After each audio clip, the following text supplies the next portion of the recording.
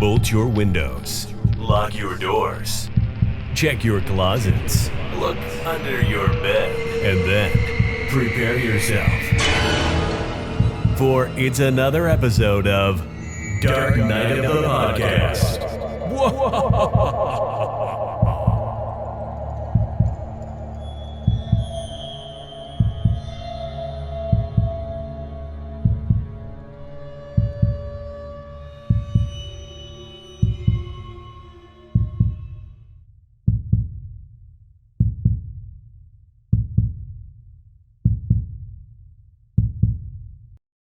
Not again. Not ever again. You've betrayed me for the last time, Troy. God, I was such a fool. A woman in love. No more. I wouldn't bother to kill you, except I'm so looking forward to every last ounce of blood seeping out of your wretched body, Troy. If I believed in demons, I'd damn your soul forever. I'd put a stake through your heart, if only you had one, you bastard. I just wish I could do to you what you did to me. But this will have to do. We're hosting a podcast on curtains. Hi, Troy. Yeah, and the Oscar goes to... You know how long I've been wanting to give that fucking monologue? It sounds like your entire goddamn life. Oh Roger. my God, I've been waiting. And thank God for our guest today, because he's making it finally possible for me to steal that spotlight and make it my own. Let's just jump right into it, guys. We've got Brandon Perras from Death Drop Gorgeous, a title we've been talking about a lot recently because we love seeing other queer filmmakers get their dues, get their flowers. So we're super fucking jazzed to have him here, and he's here with us tonight. Hi, Brandon. Hey, how you guys doing? Hey, thank you for joining us. Anytime. Yeah, we're super jazzed to have you. I've been pumped for this for a while. Thank you for coming on and joining us. And I'm so happy that you selected this title. It was actually you and another guest that we just had on recently, Jay. He also wanted this title, but you hooked it like 3 days before he requested it. And I was like, I'm sorry, I'm not playing favorites. It's just a matter of like first come, first serve. So, but like, this is a title that the gays love, understandably so. And I'm so happy you picked it. What about this title stands out to you? Like, why did you go towards this first thing? I love I love old school 80s slashers. They're my favorite. I love ones that are super gritty, that just look dirty and gross. I think it gives them an extra like creep factor to it. And this movie just came to mind. It's a little messy, it's a little like DIY, but I think it's really, really effective. There's a lot of really great things happening there. Yeah, definitely. And a lot of that stems from the production issues they had getting this thing finally finished off the ground. It took like 2 or 3 years to film it, which I can relate. I can relate to that in every movie I've ever done. But it shows, but it also kind of lends to like the endearing qualities of this film. But yeah, you voiced that you're a huge fan of just classic 80s slashers in general, and a few of the titles you mentioned, they all kind of fall within that same realm. And so it sounds just like that's an era that really has had some influence on you as a fan and obviously as a filmmaker as well. Yeah.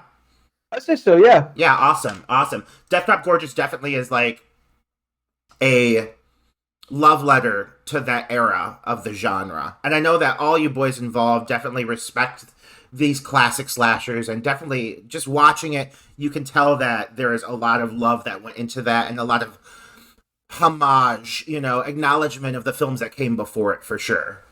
Oh yeah, we structured the movie pretty much after like an 80s slasher. We wanted to have like a sequence of the band. We wanted to have like the over the top like gruesome kills. Kind of like echoing back to all the video nasties too. I think there was just so much good things happening there. And these filmmakers had such a shoestring budget to work with, so I really like seeing what people can create with such a little like small amounts of money. I think it's some of the most effective filmmaking too. It forces creativity out of these people. And the finished products are always not always the greatest, but there's some gems in there. Yeah. No, I get it. I'm the probably one of the biggest 80 slasher fans you will ever meet in your life. Roger knows this. That's why I keep bringing all these obscure 80 slashers to the podcast that he's never heard of, even though he claims to be a horror fan. Go fuck yourself, Troy. Go fuck yourself. How dare you? I've introduced you to cinema. I know. But, I get it. My films, all three of my films are definitely rooted in 80s slasher. They've all been influenced by various 80s slasher flicks. And this is certainly one of them. You know what? If I could have afforded a frozen lake for Mrs. Claus, we would have had an ice skating scene. But we did not have that budget. We had a snow machine, so we got some snow there early on. But other than that, that was about the extent of it. A $60 snow machine off Amazon. How long did that snow last in the middle of Houston, Texas? Oh, we filmed that in June in Houston. It was literally 110 degrees out. Those poor people. At least they're standing in snow, though. That'd be refreshing. Bryn, so tell us, obviously Death Drop Gorgeous has been out for a hot minute now, and you guys are definitely getting some love and some acknowledgement and response from fans, both queer and just horror fans alike, and it seems like you guys are getting a lot of just support, and that's gotta be super refreshing, especially for this being your first venture with film. Is this specifically your first time working in film? It's my first real time working in film. I've helped out with different movies throughout the years. I've made like really lowbrow, trashy, gross, like homemade horror things in the past, but nothing noteworthy. Went to school briefly for film and editing, so I applied a lot of like what I learned there to filming Death Drop too. But this is like our first big attempt. I write a lot, so I have tons and tons of stories and stuff I'm hoping to make in the screenplay. So kind of what I do. What hats, aside from being in Death Drop Gorgeous, what other hats did you wear specifically over the course of that production? Oh God, a lot. So I was primarily director of photography, so I did a lot of the filming. Did acting as Tony Two Fingers in the film. Co-wrote it with Chris and Mike. And on set, you're doing everything. I did some of the minor special effects. Did some of the lighting. There's times where I'm like filming and holding a light with one hand, and it's just you're doing everything on set, like trying to coordinate pizza deliveries for the cast. it's a lot. Girl, we've all been there for sure. But it paid off. Obviously, you guys are getting just a lot of praise, and it's really, Troy and I have talked about this both on the podcast and together amongst ourselves, that it's so refreshing and I guess uplifting, as fellow queer filmmakers, to see a grassroots production receive so much support. And it just seems really like the horror fans, the indie horror fans, are completely behind you guys, and that's obviously launched you guys into working on a new production already. Saint Drogo, you guys started rolling on that last year, correct? Yeah. Tell us a little bit about that, if you don't mind. Yeah, sure. So Death Drop Gorgeous, as you know, it's pretty tongue-in-cheek, like dark comedy. It's almost more of a dark comedy than a horror. It's like a gory John Waters kind of thing.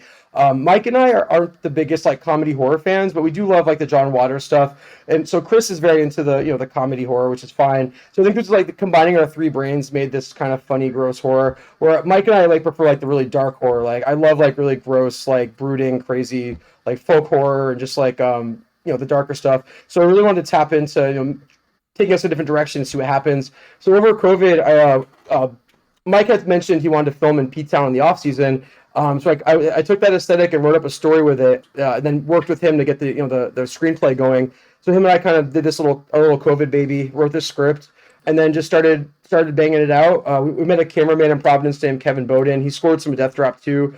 So he hopped on the crew. So we had a very, very tiny cast. We were going to have actors play our parts, but Mike and I jumped in just to kind of save money and time. And plus with COVID, you can only have so many people in certain spaces. So we have my boyfriend, Ryan, the pup from Death Drop doing sound. So me, Kevin, Mike playing his role, me playing another role, and a couple of our friends just kind of making our way to P-Town and filming what we can down there, and filming what we can in Providence. But yeah, it's 70% done, so we're moving right along. Get into the hard stuff now, like the special effects and the big scenes. So that's kind of tricky. You guys have managed to complete 2 films faster than it took for me to get one, even like a third of the way done. So congratulations. That's impressive for your first indie film. Go you. Oh, thank you. We learned a lot with Death Drop too. Like when we first wrote that script, it was 140 pages. We knew nothing about it, like how what's like an average horror script. And our friend Phil Gillette is Phil Gillette's an actual filmmaker. He's done some great stuff. He did The Bleeding House and They Remain. And him and his wife Vicky, who's a writer, and Chris's sister, know a lot about this stuff. And you guys got to scale this thing back to like 90 pages. It can't be 140.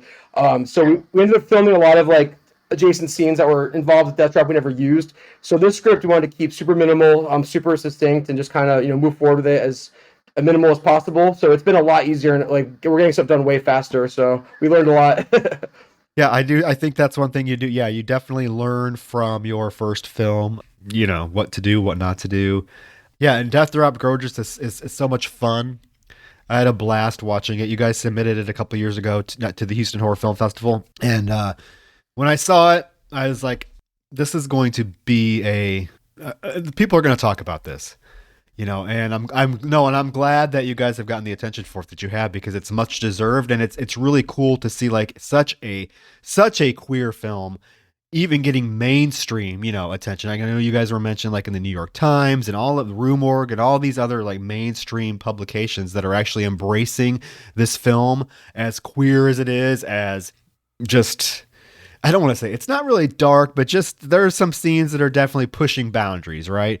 And to see it get, yes, we're not going to spoil it, but it involves a meat grinder, and you might think twice about going to a glory hole. But yeah, so it's just awesome to see, it get so much attention and love, because when I watched it, I immediately messaged my friend Tony that I run the festival with, and I'm like, dude, you have to watch this film. Like, I know you're not the film guru. He runs all the guests and things like that, the part of the festival. I run the film part of it. But I'm like, I know you don't watch films, but you got to check this out. Please watch it. And he absolutely loved it. So congrats. And and St. Drogo, I have to say, looks absolutely gorgeous. It looks stunning from what I've seen. Yeah. Well, thank you. The landscape, the everything, the tone, the atmosphere, you guys have really amped it up. Yeah, and like we said to Mike, we had Mike on here a few episodes ago, and we said to him that we were just really blown away by, and I don't want to say evolution because it makes it seem like you like, it's not like you're necessarily doing anything better than Death Drop. Death Drop is just it's so different. You know what I mean? Like Death Drop is its own entity. I like the fact that you guys went for something completely in a different tone. And it seems like from what I'm seeing are succeeding in that area as well. And I think that's the sign of a real true like filmmaker who's wanting to explore the craft and just get their hands dirty and never do the same thing twice, And St. Drogo that featurette that you released when you were, releasing your Indiegogo and raising your funds, was just like phenomenal. Like honestly, visually stunning. From what I saw of it, the acting, everything all around looks superb. So I can't wait to see what you guys drop. I think it's going to be amazing. I'm very excited for you guys. Oh, thank you very much. I appreciate that. And I appreciate you guys have been big supports of us, for a while now. So, that doesn't go unlooked, and it's awesome. Yeah. Awesome. Well, thank you. Well, and it looks very wintry. The atmosphere of St. Drogo looks very wintry, very cold, much like the film that we are discussing tonight. See, I'm good at transition. That's a nice segue, Troy. I know, right? I worked on. But before we get into before we get into curtains, I do want to acknowledge real quick, because me and Roger always get excited when we see these little notifications. We have to give a shout out to our latest Patreon supporter, Brian Reed, who joined our Patreon to hear us ramble even more than once a week about these films.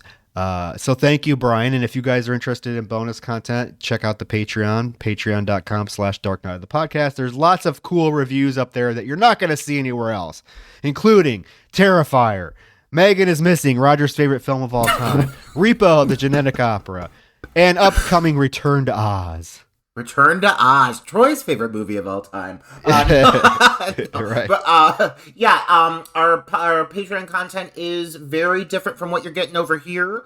So we're keeping it fresh, keeping it exciting, and we're keeping it full length, which is the way we like it. So yeah, guys, it gives you all the more reason to join in on the fun. Find us on patreon.com. But right now in the moment, Troy, we got some curtains to talk about. And I'm not talking beef curtains, though that DVD cover does look like a vagina. And I'm sorry, everybody knows it. We're just putting it out there. The poster for curtains looks like a vagina. Are we going to talk about that? That's what I'm thinking. It's very vaginal. With a baby coming out of it in that doll face. It's like, oh, fuck that doll. Fuck that doll. Oh, God, here we go. I got to cool down. We haven't gotten into it, and I'm already, like, heating up. Oh, my God. So, as you guys heard earlier, Curtains is opens up with a very dramatic monologue. And not that I want to jump right into it, but I want to use this moment to establish that Curtains is a movie that is very much built upon big dramatic performances from a group of women and one man. And they just give it their all and then some. And so I'm really happy that we picked Curtains because it is chock full of drama. It is a movie I feel made for gay men to watch. And it's just going to be a really fun review. You mentioned, too, having like a drag queen reimagining of this could be pretty entertaining, too. That's my dream. That is, like, my dream is either to be in a production of The Women, as played all by drag queens, or a production of Curtains, all played by drag queens. That would be amazing. That would be amazing. Yeah, someone needs to go. There is so much you could do with this film. I'm surprised there hasn't been a remake to this. But, so the production was plagued by a lot of negativity. The original director and the producer actually butted heads, and the director basically walked off, and the producer had to step in and finish directing the film. And the original director, his name is escaping me. I usually write it down, but I don't have it in my notes. It's a Sitkoy or something. Richard Ciupka. Yeah, Sipka, something like that. Sorry, Richard, but he wanted his name removed from the film. So like it's really interesting because the director of this film, if you look in the opening credits, is listed as Jonathan Stryker, who is the director in the film, the character of the sleazeball director in the film, because the original director wanted his name removed. I guess they butted heads because the director, Richard, wanted the film to be more of a like an art house style horror film, but the producer wanted a slasher, like Friday the 13th style slasher. So there is a lot of like tonally different components of this film, and it's because two different people really ended up directing it, and they just mishmashed everything together at the end, and it was filmed over a span of 3 years. So there's a lot of things that aren't consistent, because when you're taking that long of a time to film things, continuity right out the window.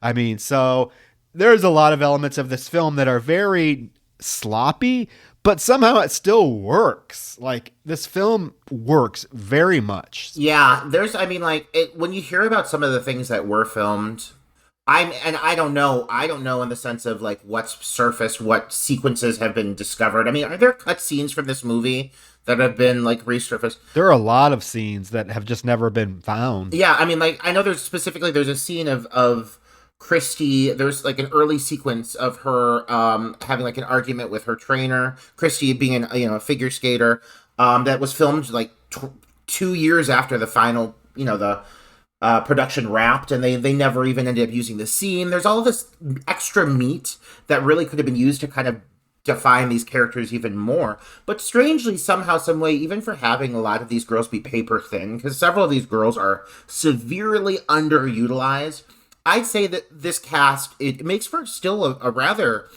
dynamic group of characters, a strangely intriguing group of characters, even with them being underdeveloped.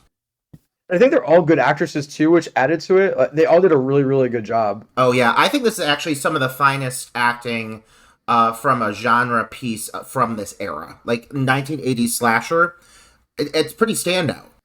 I mean, you're getting some really iconic horror actresses in this film. You got Samantha Eggar, who we have to acknowledge is an Oscar-nominated actress.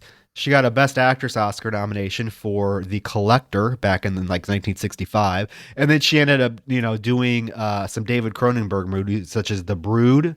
Yep. Yeah. So I mean, she was very well established. You have Leslie Donaldson, who was in Happy Birthday to Me, Funeral Home. And then you have Lynn Griffin, who we all know and love as Claire from Black Christmas, who has probably the most iconic death scene from that film. She's the one that gets smothered with the dry cleaning bag and is up in the attic the entire film. So I mean, you have some very recognizable faces in this film, and Mike, what's his name, Vernon, John Vernon, John Vernon. I mean, so the cast in this film is pretty top notch. And of course, Samantha Eggar is just like laying it on. Like I really feel like she thought she was gonna get another Oscar nomination for this, but she looks like if Liza Minnelli and David Bowie had like a weird love child. Every time I saw her, I was like, well, and her performance in this, like in some, we've seen some movies where we've had actresses who've just taken it a little bit too far, and it doesn't like work with the character. Considering the context of this film, you've got a group of actresses holed up in a mansion together. Like these are women who would be slightly larger than life, because we know how actors and actresses are, very dramatic people. And like I said earlier, that opening monologue is a perfect, I think, introduction like to this character, how she operates. She is somebody who is built for drama, I would say. And so it translates very well when she has she's got a lot of these big moments, big speeches, big monologues. And I think she handles them very masterfully. Like, she is a standout in this film, but honestly, there's not a weak link in my opinion. I think all of the performances are pretty top notch. There's not a weak link, but there are, like you mentioned, there are characters that are severely underdeveloped. Yeah. I mean, severely. And that's maybe where the film may lose a few points, because who ultimately ends up being like the final girl of this film is like the least developed character of all of them. So it's very jarring because you have no connection to her, but we'll get there. The film opens up with the beautiful monologue that Roger so graciously and masterfully delivered for us at the opening of the scene. And it is basically the character of Samantha Sherwood, played by Samantha Eggar, not Academy Award nominee Samantha Eggar. I'm going to keep saying that just because I think it's awesome that you have an Oscar nominated actress in this like low budget slasher movie. She is basically auditioning for the role of Audra for this director, Jonathan Stryker, his next film. And apparently everyone is on pins and needles waiting for it to go into production. Like, we don't get a lot of backstory on him, but there's enough to know that this guy must be like a heavy hitter in Hollywood.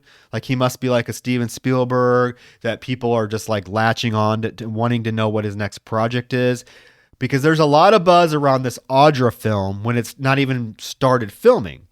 And the film basically we find out that the Samantha character actually secured the rights to this film so that she could play the lead role, which is like this juicy role of this like mad woman. So she delivers this monologue in the opening scene, and Jonathan Stryker is not impressed at all with her delivery. And we get our first glimpse that this guy's kind of an asshole. Oh my God. Kind of an asshole. Like, I was trying to be nice. He is a fucking asshole. He's the kind of person that like inspired what has become the Me Too movement. Like, this guy is an awful person, and you see it consistently throughout the film. He like manhandles his actresses. He's grabbing them by the arm. He's touching them. It's just very inappropriate. But he specifically treats Samantha like a bag of shit. And pretty early on, you feel for her. Like, yeah, maybe she's not going about handling things the best way possible, and maybe she's a bit too hungry for this role. But that being said, this guy he really treats her poorly. Yeah, he does. He even he walks out of the audition and doesn't even say anything to her. Like, she's talking, she can't see because the stage light's in her eyes. So she's like, trying to see him, and she's, hey, and he left. He's long gone, and she's talking to herself. Ridiculous guy. But the very next scene, they head to the asylum, this hospital. I guess it's an insane asylum. I'm assuming that's what I gathered from it, right? It's a psychiatric hospital. They go in, and I like that the receptionist is like not at all initially entertained by these two. She's real bitchy. She's like, what do you want? And he's like, we have an appointment. I'm Jonathan Stryker. But then when she finds out that this is Samantha Sherwood, she's all like, ooh, can I have your autograph? He's like, no. But they are going to the psychiatric hospital basically to admit her Yeah, they even make a kind of a whole thing about it. It's been announced that the film production of this movie that Stryker has been preparing to launch has been put on hold. And that basically she's being admitted into this hospital for apparently emotional outbursts, which she very quickly puts on display when, in the middle of like meeting with the doctor, she just grabs like a pair of scissors and, in the most dramatic way possible, like lifts them high above her head and goes and like stab Stryker in the head, and then they grab her and they straitjacket her. It's this huge dramatic sequence. It honestly, like, it had been a minute since I've seen this movie, so that alone made me jump. I forgot how overplayed some of these moments were, but I really love this sequence in the hospital. Well, she gets mad because the doctor is like, "Oh, well, I thought you were going to be much more. I thought your behaviors were going to be much more prevalent, but you seem pretty calm, and it's not going to be. It'll be no time at all before you are back in front of the screen again." And it's Jonathan's like, "That's those days are long gone." And that's when she grabs the scissors or whatever. I thought it was a letter opener, but scissors, whatever, like tries to stab him. She's like, the orderlies come in and like try to grab her and constrain her. And she's like kicking him in the nuts and stuff. And yeah, it's pretty explosive. But they get her in the straight jacket, and the doctor tells Jonathan he needs to leave. And Jonathan's like, I need to have a word with her. And basically, what you find out is that this is a ploy. They are admitting her so that she can do research on what it's like to be somebody that's in an asylum, I guess, because that's the character of Audra. The fact that this is like the early elements of what becomes the plot, the fact that they're plotting this for this character for the sole purpose of her like doing character exploration is both absurd and absolutely fucking brilliant. Because this this is something a pretentious actor would do. It's very like Tropic Thunder in a way. Like, it's so offensive that she would be like, "Oh, I'm going to go into this real asylum so I could study real mentally ill people," and they're just like laughing it off, thinking it's a big joke. Yeah, it's pretty extreme. It's pretty extreme. And now we get these. I forgot. I hadn't seen this movie for a while either, but I forgot how much time we spend with her in this asylum. It's a good chunk of the movie. I did not remember that at all. I actually had the same exact experience. I've seen this movie like 10, 11 times, and I totally spaced on how long they focus on her in the asylum. It's kind of crazy. But yeah. It is a long time. But I have to tell you, we get introduced to some very interesting secondary characters, right? Oh, yeah. A whole slew of them. They make this hospital, I mean, in my opinion, they make it look like a good fucking time. Aside from the woman who's screaming on the bed, constantly screaming until she gets the lobotomy, everybody else is laughing. They're smacking things. The one woman keeps appearing behind the doors and tickling people. I mean, they all look like they're really happy. So, I mean, it doesn't look like that awful, to be honest. No, it definitely doesn't. It looks like hey, I'd spend some time there. But we do get a couple scenes with Jonathan coming and visiting her, and each visit, you can tell that she's getting like more and more like sucked into this mental institution environment. Like, she's really losing her sense of self, to the point where like the third time he comes and visits her, all she can do is like stare at him vacantly, because she's been here for so long. And we don't even know how long she's been here, but obviously it's been a long time, because he comes to visit her at one point, and they have this conversation about, he asks her like why she looks so vacant, and she says like only the sane ones are. And it's just, you can totally tell she's losing her mind. And then there's a scene where she's watching TV, and there's like a movie playing that she's in. And like once the other patients recognize her, they all start laughing and pointing at her. And at first she's smiling about it, but then you can tell it's just totally switches in her, and she's not comfortable at all with this whole thing. I understand like the mindset behind this plot that they've developed, to put her in an asylum so she can, do a character study. But I really don't think she thought about the long-term repercussions that could develop being in such an environment. And what's happening here is honestly exactly as I would expect would happen to anybody in an asylum, because how is she going to fucking get out? I mean, if she had herself admitted, pretended to stab somebody, like, what does she think is going to happen? Like, you can't just be like, okay, I'm done now. I'm ready. I'm going to leave. You can't make that call. And the thing that really sucks here, and I think one thing like that's established very early on, is with the character of Stryker, the fact that he just so willingly like leaves, he abandons her. He just leaves her at the asylum and like kind of she's forced to fend for herself. Like, what kind of piece of shit is this guy? I think that's part of the plan, was kind of get her stuck there. We were like, why would you want to leave? You get the free food, 3 meals a day, free tickles. It's looks like fun. Free tickles. Do you think that was actually like part of his mindset, like knowing he didn't want to give her this role, but she was so persistent? Do you think that do you think that he actually like was kind of hoping for this to happen? Oh yeah. Yeah, I do too. I mean, just based on his reaction to her opening monologue.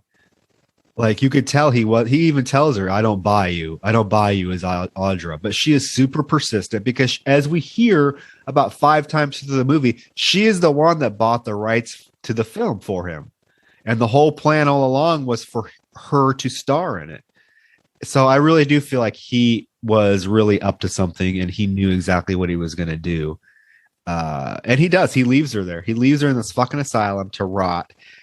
But oh my God, he's such a piece of shit. There is that shot of her laying there just completely numb and a random woman is just petting her. And I was like, well, this pretty much sums it up.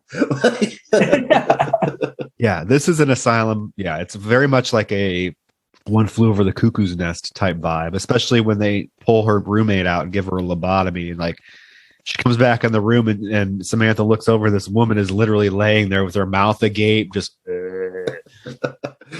Yeah, it's foreboding. It definitely makes me not want to act out when I'm in that fucking hospital.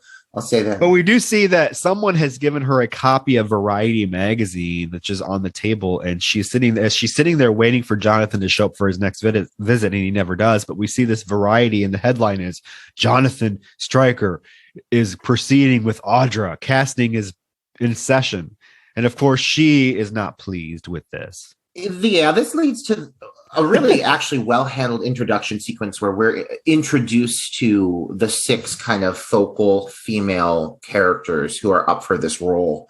And it's handled through a series of headshots. This is the good part.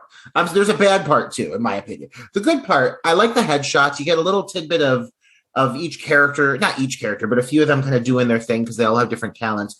But I love that whole sequence a lot. Yeah. But one thing that I found weird was we only see a few of these girls, doing their thing. Yep. And B, these headshots are being burned by a vengeful Samantha, who is obviously, plotting something because she's angry. And she kind of gives like this story of how she broke out of the asylum with the assistance of a mysterious friend who is nothing but a pair of legs. And this mysterious friend is like in this sequence sitting like across from Samantha as she burns these girls' photos. And we never see her face, first of all, which makes her seem like a red herring for no apparent reason, but she's never revisited. And like this woman helped break her out of an asylum. I need to know more about like how that happened. Yeah. How did she manage that shit? Or is it just me? We never find out who it is. No. Exactly. But we do get so we get introduced to Patty, who is played by the lovely Lynn Griffin, who is a stand-up comedian, apparently, because she's delivering her set to an audience in a comedy club about how she has always wanted to be an actress. And then we do find out a little bit of exposition because she tells the audience, hey, I'm going to go this weekend to this deserted mansion with 5 other actresses to vie for a part. You think that Stryker is RuPaul? Is that how like Drag Race started? And when the girls sashay away, they are just killed, which is basically how RuPaul's Drag Race should be handled at this point, I think. A fight to the death. That comedy sequence is funny too, because the audience is literally laughing at everything she says, and some of the things aren't jokes, but maybe that's just how cocaine in the 80s was. Yeah, no, it's so funny because she's like, I want to be an actress, and they all just laugh like it's the most hysterical thing they've ever heard in their life. My problem with this is, okay, so we get introduced to this hodgepodge of like down on their luck actresses who have never done anything in their life versus like a big actress who we get introduced to next, Brooke. What's her name? Brooke Parsons, who we find out is this big named actress. Yeah, I got some like Julia Hellraiser vibes from her too. Like, yes, she very much looks like, Linda Thorson is the actress. But like my thing was, this is like a coveted role, right? Because it's on the front page of Variety. So obviously, and everyone's waiting for this movie by Jonathan Stryker. And so is it really going to come down to like one really famous actress and then a bunch of like nobodies that have never done anything in their lives? Well, not only that, but like technically only Brooke is an actress, a real actress. Other than that, you've got a musician, a dancer, a figure skater, and a comedian. And then Amanda, I think she's an actress as well, but we don't really get to know her well enough to know her trick, like her like special talent. But like apparently it's pulling off rape fantasies. We'll get there. Don't worry, I got notes on that nonsense. But each girl has like a different shtick. But I don't even get the vibe that any of them are like celebrated within their area. Like is Christy like a champion figure skater? Because she doesn't look like she's doing anything too elaborate on the ice rink later on in the movie. And then you got that other girl, she looks like she's doing the dance sequence from which Friday the 13th has like the break dance. Violet Part 5. Violet, like it makes me think of like that kind of choreography. Like she's fine, but she's not like she's doing anything amazing.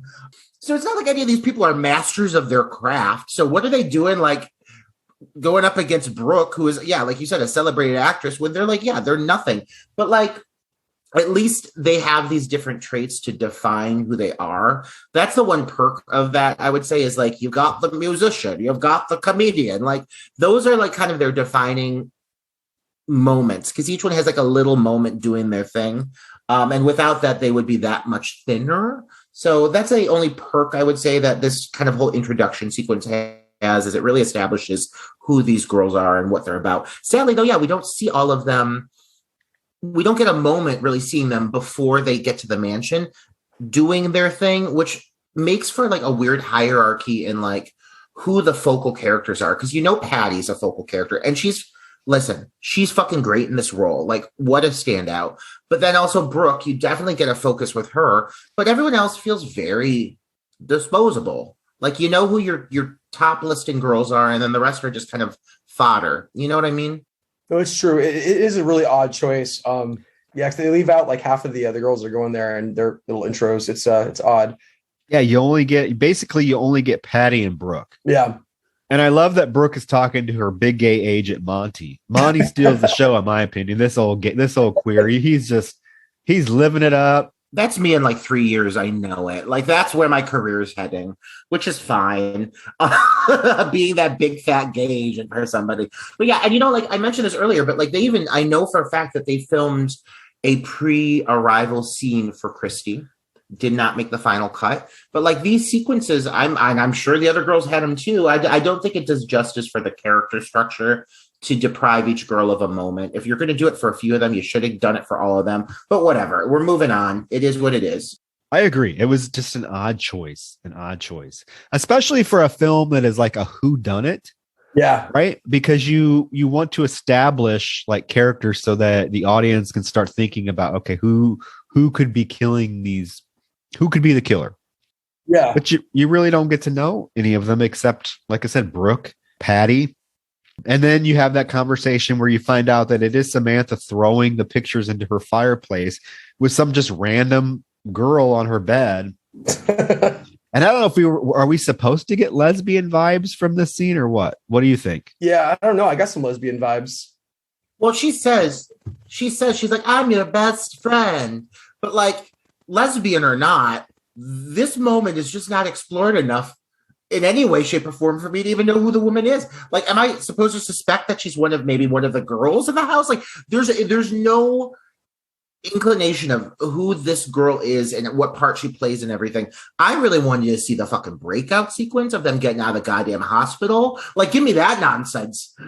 They had to run past the tickle lady. Or maybe She's she helped chasing them. down. She tickled the orderlies as they led through the hospital. Oh my god!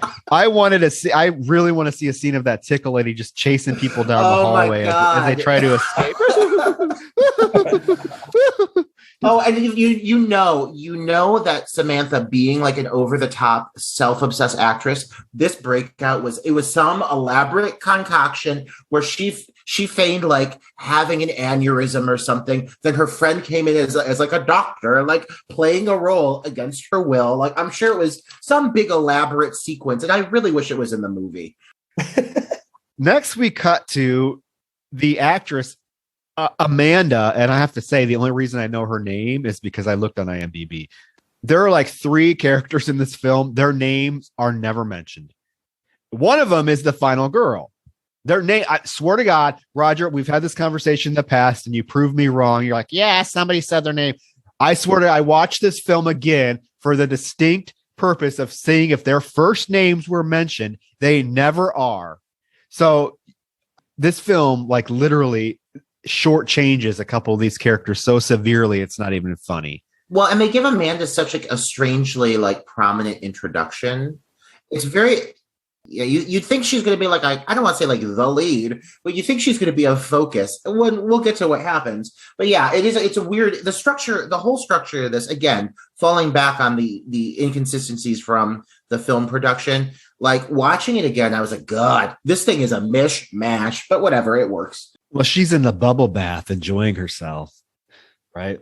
She's just lathering it up. And then we cut to some like weird guy outside of her house putting on a mask and gloves. Yeah, oh yeah. This scene goes on way too fucking long. Was I the only one thinking that? This drags way too long. How many times does this bitch sit on her bed, read a couple lines of a script, get up, go get more wine, comes back to the bed, reads a few more lines, throws the script, goes back. I don't need to see this 12 times. Well, and because of how much time they take with this, I think they're trying to set up, make you think that this is actually like a real scenario. But because of the amount of time they take with it, it actually kind of borders on like feeling inappropriate. Like, I feel like I'm watching a rape up until like the moment she giggles, because obviously we find out it's a rape fantasy, but my God, like they let it go for a hot minute. And they really linger on, the whole thing. You see him like watching through the window, his 70s porn stash pressed down against the nylon stockings. And then like when he like actually gets in and grabs her and pins her down, it does read like very violent. It's almost as uncomfortable as the Julie Christie oral sex scene in Don't Look Now. We're like, how long is this going to go for? We recently reviewed Don't Look Now, and you know what? that movie is off-putting, but that sex scene is the most off-putting aspect of that film. Well, aside from the little dwarf woman in that red jacket, close second. Yeah, so she basically what ends up happening is this guy comes in her room and throws her on the bed and starts to violently sexually assault her, but we do find out that it's just her boyfriend who they have this rape fantasy. Oh, stop. Don't do that. He ruined my stocking. And he is not the most attractive man in the world. I'm like, ugh. Yeah, I mean, it's of the era. I feel like if you shave that mustache off him, he could have been a 7 out of 10. But she also keeps this creepy ass doll next to her bed. Oh, yeah. What is a grown woman? You can't convince me that any grown-ass woman is going to have that fucking doll in their possession. This doll. Let's talk about this doll. This doll, first of all, is about 7 feet tall. Like, this doll is way too tall for anybody to like have it to present in their home. Like, it's just off-putting. It looks like a real child. You look at the doll's face, and the doll is like, it's scowling. It's like, it looks like it looks like a Shih Tzu. It looks really pissed. It looks like one of the rocks from Return to Oz. It has one of those faces that could either be a 7-year-old or a 40-year-old. Yeah, the American Ghoul dolls. Can you imagine whoever bought her this doll, like gifting her this doll, and her reaction of like, oh, wow, thank you for this beautiful doll. Like, how do you procure this doll? Like, I need to know the story of how it came into its possession, because this doll is another thing about this movie that is severely like underexplored. Yeah. Well, yeah, because it comes into play later on in the movie too, and you never know what the fascination with this doll is, right? No. So after her boyfriend, they have this rapey sex scene, and he's like, "Oh, what are you doing this weekend?" And she's like, "I told you I'm going to audition for this part." And so we find out she's one of the actresses that is supposed to go to this mansion. It cuts to her driving in the rain. We're assuming she's driving to the audition, and it's pouring rain. And as she's turning the corner, this fucking 5-foot tall doll is standing in the middle of the road. So she has to stop, and this kills me because what is she? She's going to audition for this prestigious part of this film, right? So she gets out. What does she use as her umbrella? The script. She uses the script. I mean, maybe that shows that the script is really not that fucking good. I don't know. But I mean, first of all, she literally must be thinking she's almost hitting a grown child, because of the size of this doll is unacceptable. But then, like, there's this whole moment, she walks through the rain, she walks up to the doll, she realizes it's the doll, then the doll proceeds to, fantastically grab her.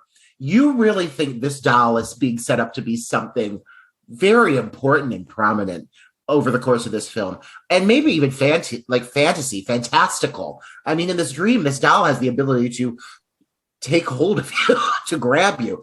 And then the car comes to life and it plummets towards her, and she wakes up from this dream. But it's a lot of early emphasis put on this fucking doll. That scene's great too. I love that scene a lot. It's super creepy. I think the dark lighting really helps make this movie feel like it takes place in the winter, especially in that nightmare sequence. It's just like a dark, dreary winter morning, and then the whole thing with the doll just grabbing onto her, and it's like really gross old face. The whole sequence is very off-putting. I love it. What is that movie that's not Chucky about the killer doll? Is it Dolly Dearest? Dolly Dearest. Yes, Dolly Dearest, yes. This doll and Dolly Dearest need to get together for a buddy comedy, because the two of them look like they're cut from the same cloth, literally. But like, I mean, these two fuckers, they're terrifying, and they're very uncomfortable to look at. She wakes up from the dream. She gets out of bed. She thinks her boyfriend's still there. And as she's walking through the apartment, her dark apartment, she is stabbed by a killer wearing this hag mask. So it's Mitch McConnell and Zelda from Pet Sematary mixed together. Ugh, this mask is so fucking creepy. Listen, when I was a child, before I ever saw this movie or knew of the Beef Curtains artwork, I saw a lone image of this mask in a like horror movie compilation book, like a book about like classic horror films. And this mask terrified me so fucking much. But it was the shot on like of her like on the ice, wielding the scythe. And I thought it was the actual face. Like, I thought it was the face, because like the mask, like from, depending on what angle you're seeing it from, at times it is actually quite realistic. And I think that's one of the aspects that makes it so terrifying, is like, when you see it presented at certain angles, it looks like a fucking hag woman's face. So yeah, this mask, I would dare say, is one of the best killer masks of the era. And it still fucks me up to this day. I second that. Yeah, it's creepy. It is really creepy. What's interesting is that it doesn't much make sense, if you think about it, that the killer is wearing this mask at this moment in time to kill this actress. Because how would this particular killer know that this mask was the one that Jonathan Stryker was going to bring to the house to, intimidate the actresses with? So it really is a little bit of a plot hole, but whatever. It works. So and the killer takes the fucking doll after after the killer stabs the shit out of this Amanda. She literally takes the doll. So again, we think this doll, what the fuck is with this doll? Is this doll some sort of fucking, is this doll auditioning for Audra? What is the purpose here? Yeah, you think the doll is being set up to be a centerpiece of the film. not the case. I mean, it got on the cover of the movie, so I mean, Yeah. The inconsistencies are really coming out to play already early on in the film. But the next sequence you basically have is the girls all individually arriving one by one at what is Stryker's luxurious mansion. We see a moment of Patty stopping to get gasoline and being hit on by a child. And then we see what I find very strange, and I don't understand how this worked, but we see Christy apparently like walking up what I assume is a great length to get to this mansion. I mean, like, this seems like in the middle of fucking nowhere. I don't know how she even got there to begin with, but she's hitching it. She's walking. Like, I'd be scared this poor girl would freeze to death. Well, again, it comes into play. Like this is supposed to be such a prestigious role that these actresses are vying for, and you're literally auditioning an actress, not providing them transportation to audition, right? You're just letting them come on their own. That sounds like a lot of these indie horror films that are out there right now, trying to get people to be involved with them. Hey, just walk to set. Hey, whatever. But you're auditioning this poor actress that doesn't even have a car. Like, where are these people coming from? And if this is such a no, Troy, they're auditioning a figure skater that doesn't have a car. Okay, so Audra is apparently this, it's the next big film, but we're auditioning actresses that have to hitchhike their way to our audition. Okay. I feel like it's whatever they do, like a casting call for like Annie. they've got like children coming from around the nation to like read for the role. Like, it really does seem like kind of like anybody can be there. But somehow, some way, this is the final six. It's like American Idol. We're voting them down. So we cut to the house now. It's all the actresses are there. They're around the dinner table, and you just get some banter where Tara, one of the actresses, who is the musician, right? Who knows, because her name's never said in the movie, but she's a musician. Okay, and her name's Tara. Well, you'd also never see her play an instrument. We don't see her do anything until somehow miraculously she ends up as well, never mind. We'll get there. Again, the name Tara is never once mentioned in this movie. Okay, the name, what's the other one? Lauren is the ballet dancer. Her name's never mentioned in the movie.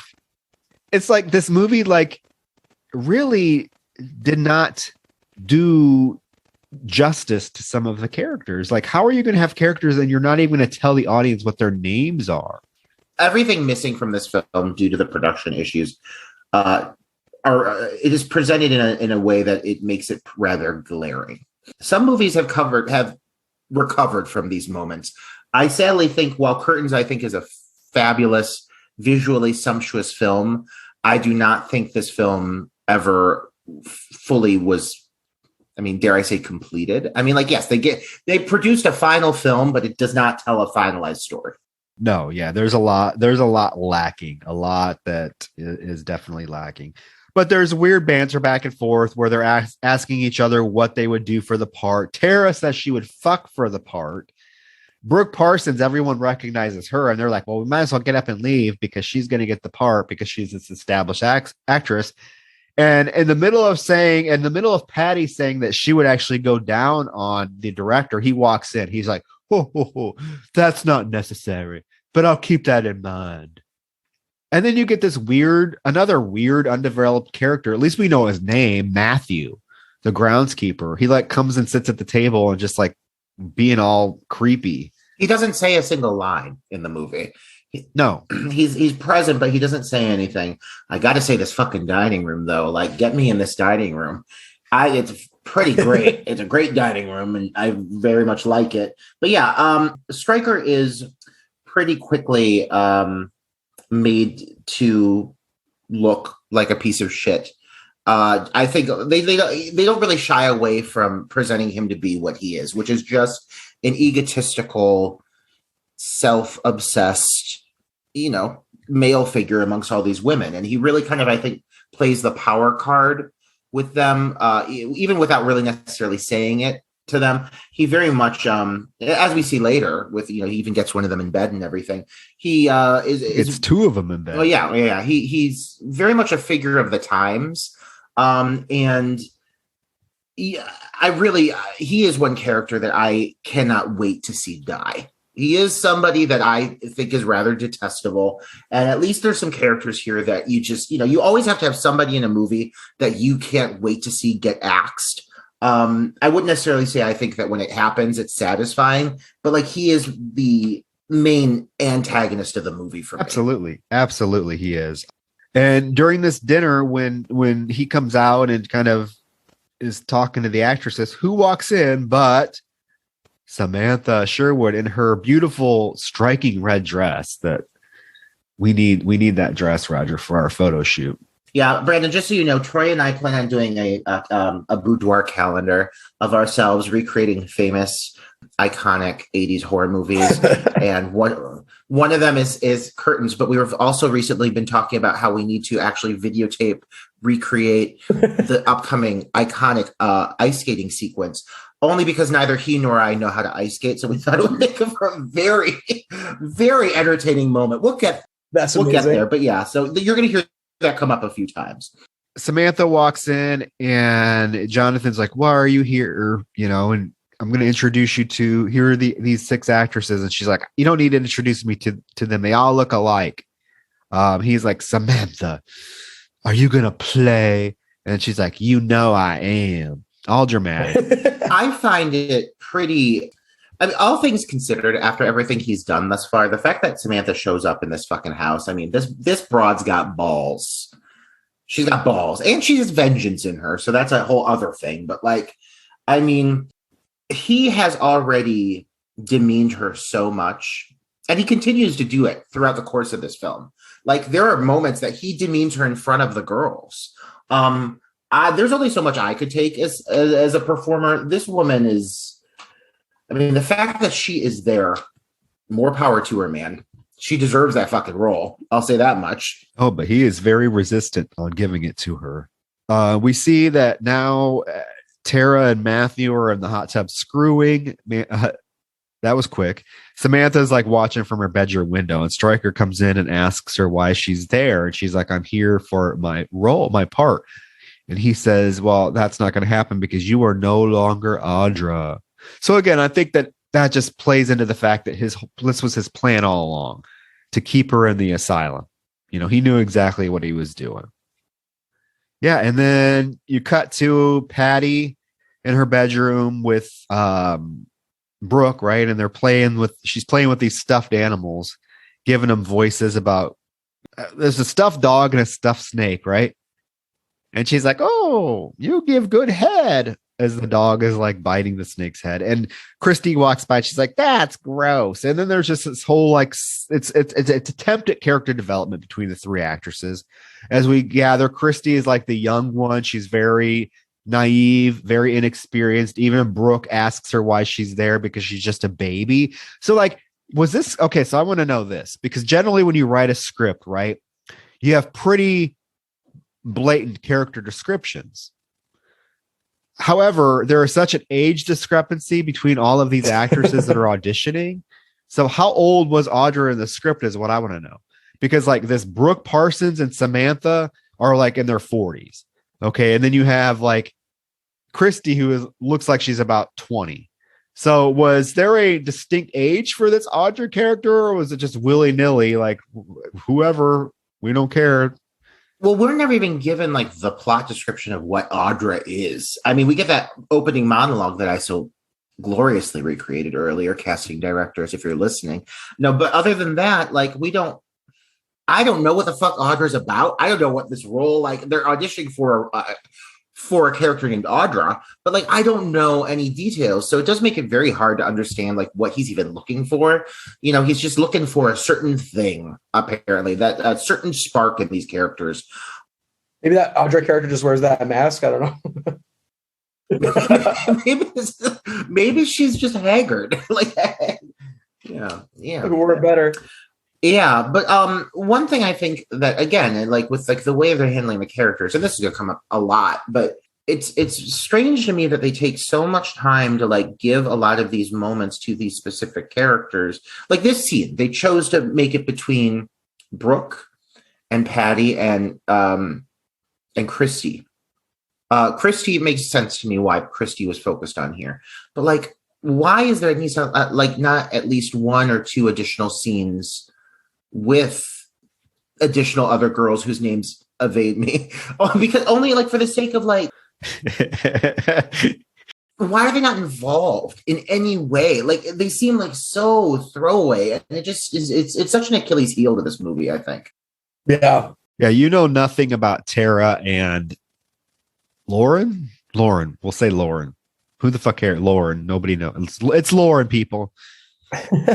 So as Christy's leaving the bedroom, she actually hears Stryker and Samantha having a fight inside their room, and she stops to listen. And they're fighting about basically him leaving her in the asylum. As she's listening, Stryker opens the door and catches her listening to him, and he tries to console her by telling them, "Oh, we're just acting a scene from an old play of mine." And she's like, "Well, that sounded awfully real." And he's like, "Oh, no, honey, come on, come with me." So he takes her to his bedroom. And then we cut to a scene of someone in the basement sharpening a sickle, which I would think you would hear as loud of a noise as it was making, but apparently not. Oh, it's like sparking. Like it's very dramatic.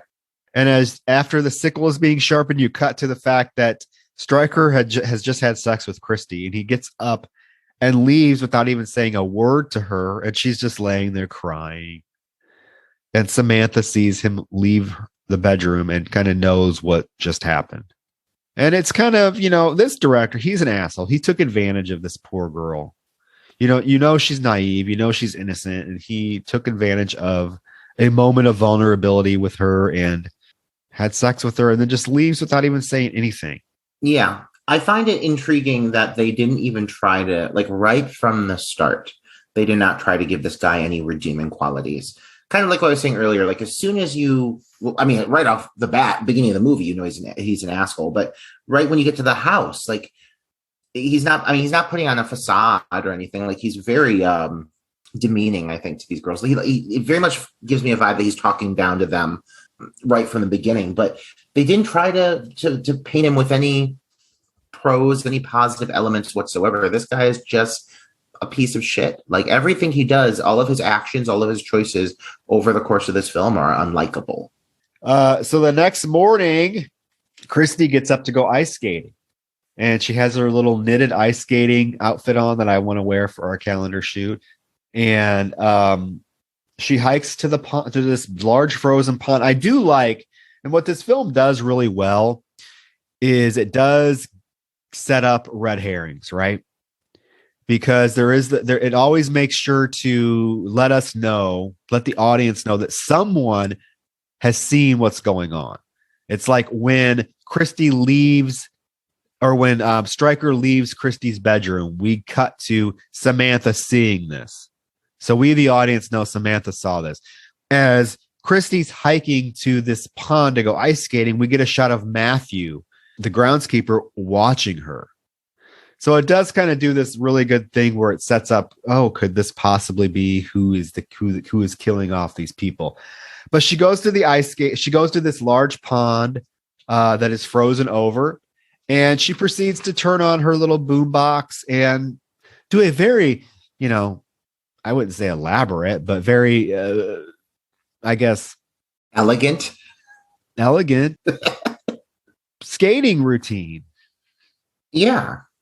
Which, I mean, is she like you mentioned, is she supposed to be one of the top figure skaters in the world? Because I think I could probably do what she was doing. And you can't ice skate. So I know.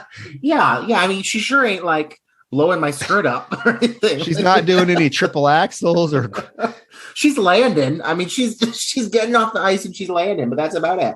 I mean, she looked cute. Yeah. And this is Leslie Donaldson again, who is she made a name for herself with horror movies in the 80s. And this is probably her most iconic film role. It's certainly the most iconic scene that she partook in. And we have a connection to Jay from our last film because he worked with Leslie Donaldson on one of his short films, Leia. So, but as she's skating, her radio shuts off. So she goes over to figure out what happened to it. She picks it up and she opens the battery case and all the batteries fall out. And as she reaches down to get them, we see like this little hand coming out of a snowbank. God damn that fucking little hand. Little JonBenet Ramsey hand. Oh my god. Oh, JonBenet Ramsey. That's one of Troy's favorite topics. It is. I'm going to go on a podcast to discuss JonBenet Ramsey in a couple weeks. Woohoo. Who killed JonBenet Ramsey? We've got our theories. It was the doll. You're supposed to be Audra, you know it. Oh, so yeah, she unburies this fucking doll. Why is this doll? Okay. Why is this doll buried in the snowbank? And why did the person that buried it think that she was going to find it? It's very specific. This is a very specific choice that this killer made. Also, I believe that the wardrobe on the doll was changed. It's now wearing something very pink. It's wearing the exact same outfit that Christy has on.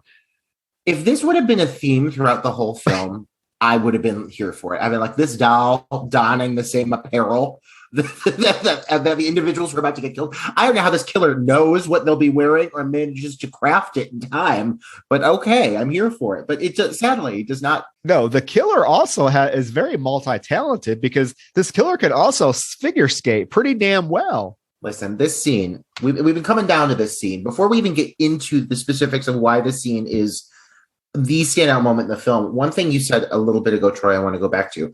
Red herrings in the movie. One thing that they do well in this film, aside from having a wide variety of red herrings, this killer is very androgynous.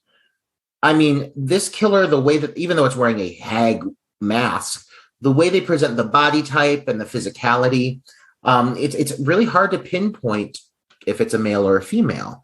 And that works in the movie's favor because there are a lot of women, but it's not just women. I mean, there's obviously a few males involved. So there are times that you're like, I can't even tell because the gasping, the breathing, the it's so like strained that at times it almost sounds masculine. So it does make hard. You want to assume you know who the killer is, but it's hard to pinpoint it at times because of the way they present this specific figure. Launching into this sequence, let's be real, the main reason I think we all wanted to review this movie is probably starts with this scene right here. I mean, it's one of the more memorable death scenes in 80s slasher, the annals of 80s slasher films. It's terrifying, very well executed for as many misses as this film kind of has. This whole scene is just exquisitely shot, acted. Everything about the scene is just masterfully done to create just this sense of horror, dread, and it takes place in broad daylight, which is another thing that we're really not used to seeing in horror films. You know, a lot of these slasher films are always about the nighttime. This is broad daylight, like broad morning. It's bright as could be out, but it's just the whole construct of the scene with this killer gliding across the ice against just the bleak snow landscape behind the killer, and there's the hag mask, and you know, you have the Christy character pulling the doll out. She can't really see at first what's coming towards her. She's kind of, you know, trying to shield her eyes because the sun is glaring so much, and we see this just figure coming at her full speed and then pull the sickle from behind its back and come to it's in slow motion. It's just so effective. Yeah, I'm curious like how much of that was the art house approach or the slasher approach. I'm curious like where those things intersected. I'm assuming the doll stuff had to do with whoever was doing, you know, the art house version, which is kind of tragic. I'm curious to see what this movie would look like if it kind of was going the art house direction with a little bit of slasher elements to it. Man, I think the exact same thing on this film. What you said exactly was where I was going to go with my commentary on this moment as well, because I'm curious how early into production this scene took place when it was executed. I'm curious if the whole doll trope was something that was tied into the early production elements of the film and when it was dropped, because it's obvious after this point, let's be real, the doll's dropped. We don't really see the doll anymore after this, and it's heavily focused on up to this point. But this is, I think, proof of why, if they would have been able to collaborate together, those two worlds could have collided beautifully. I have seen many an art house horror film, piece of horror cinema with art house style or themes that I think helps the project transcend and makes it something stronger. I love art house horror. And there are so many moments in this where you see what could have been artistic choices that I think kind of got neutered with the final elements of production. I really wish that they would have been able to maintain that, because yes, this is, I think, just a small, shining example of what was meant to be with this production. And it is by far the strongest sequence in the film. Things all of you guys had said already. Other things I think that stand out. The mask, it's amazing to me. Like, a lot of times with masks in horror movies, there's so many masks that are dependent on shadowing and darkness and, just the overall aesthetic of a killer character design. A lot of times they kind of need to be drowned in lighting or shadow, a specific way to make them work. The fact that this specific killer, I think, is at its prime. This aesthetic is at its prime during a daylight sequence speaks volumes about how effective this costuming is. This mask is just as terrifying in daylight, if not more so, than it is in the darkness. And everything about the scene is just artfully executed. The audio is another thing I want to acknowledge. Her boombox turns off, and you get a really bleak, stark example of the nature, just silence and nature around her, and you have just the kind of that cold settling in. It's a very specific sound. I mean, you're in Rhode Island, right, Brandon? Winter, there is just a stillness to it, and this moment captures it. And once you start to hear the ice skates take to the ice, that scrape as the killer is starting to close in on Christy. I think the audio in this moment, it really stands out for me. I think it's probably some of the best usage of audio during a kill sequence that I can think of. I have to say that the sound design of the entire movie is actually really well done. I think it's the Foleying, everything was balanced really well. I guess it kind of makes up for the lack of lighting in a lot of the scenes, but the sound design is on point. Oh yeah. And then from a score angle, there's a really specific string arrangement that comes into play here. I fucking love strings. Give me strings all day long. And it's, again, perfectly placed. The only thing I would even maybe possibly say, and not even a complaint, just I don't even think the full extension of this kill is necessarily needed. The aspect of her running across the ice and the killer coming up behind her with that scythe and and basically tackling her to the ground. They struggle. They have a whole moment where the scythe does go into her shoulder, and then she manages to use that doll to knock the killer off and apparently knock the killer out. This doll must be made out of fucking cement. I don't know. But the killer is down for the count. Now, a few things. Christy chooses to take off running, which okay, as you do, I guess, in a horror movie. But girl, you're in fucking ice skate. Step on this person. Do something. You could do so much more to prevent what happens next. This killer is just laying on the ice, completely incapacitated, and you choose to waddle away into the snowy tundra. Just the worst possible choice ever. It does lead into kind of this extension that I almost kind of wish that we would have just gotten a really awesome kill right there on the ice because of the brutality of the pursuit. That whole moment of pursuit is what really makes this moment for me. What comes afterwards is fine. It's still effective, but I don't think we really needed it. I don't know. That might just be me though. I agree. Yeah, no, because it does go on a little bit long. But there is that scene where the killer, right before he gets to her, he actually, or the killer, I'm saying it's the killer, hacks the doll's head off, and the doll's head falls onto the ground.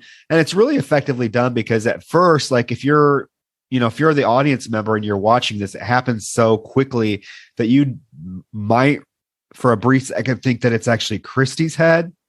Yeah. That got cut off because it's very similar. The hair color and the hair length and everything is exactly the same. The doll's wearing the same outfit, the same everything. So I think that was really cool. But he does hack her the killer does hack her in the shoulder. She runs off into the woods. There's a long scene of her just like rambling through the woods trying to get out. You can tell she's in a lot of pain, which I do like the fact that we do see the Leslie Donaldson, the actress, definitely gives us that she's in pain. Like she's stopping every once in a while, just crying out, and she makes a stupid decision to stop in front of a tree to kind of get her bearings. And immediately, what happens? The killer somehow knows what tree she's going to stop behind because we can see right away that there's nobody behind the tree or nobody coming up towards the tree. But the second she's against the tree, all of a sudden the killer takes the sickle and brings it in front of her and cuts her throat, cuts her head off. Again, this killer has to be one of the smartest killers in slasher movie history to know all of these specific things that these characters are going to do and where they're going to be. It's Miss Cleo. If only. I mean, wow, that would have really been a twist. God, I mean, I would have been drawn in if Miss Cleo was involved in any way, shape, or form. By the way, I believe Miss Cleo has died. And that is a sad reality. Yeah. She's missed. She's missed. So this moment wraps up, and the girls are informed that Christy has left a letter under Stryker's door stating that she's left the audition process, and then quit. So we're rounding it down. American Idol has voted one off. So this leads into the seduction sequence. Is this the seduction sequence with the mask? Which I've got to say that, I mean, this movie, for all of its weaknesses, one of the things that I applaud most are some of the acting performances over the course of this film are really quite striking. And this whole seduction sequence involving Stryker and Samantha, I honestly think it's kind of like a masterclass performance from both of them. The level of defeat in her by the end of this sequence, is just so well played. Yet again, and I can't emphasize this enough over the course of this movie, he proves just what a piece of shit he is by the way he handles this and the way he treats her in front of these girls. But the acting in some of these scenes is really what keeps this movie afloat, in my opinion. Yeah, it's really good. She comes in and he's getting ready to audition the 4 remaining actresses. And he wants to start with Brooke because she's the veteran, but Samantha comes in at this point and says, no, she's not the veteran. I am. And he's like, God damn it. What do you want? She's like, I want to act. And it leads into this whole thing where he's like, fine, act. And he makes her, he somehow has this hag mask. Now, again, where did this come from if the killer literally just had it?